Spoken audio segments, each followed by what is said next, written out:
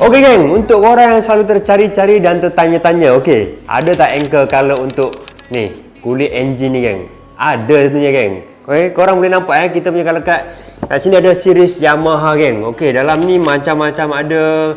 Untuk warna LC, warna 125 semua ada geng. So untuk kulit engine ni korang boleh cari nama dia SC Silver Gold Code Y150 geng. Okey. Padu tak padu dia macam original. So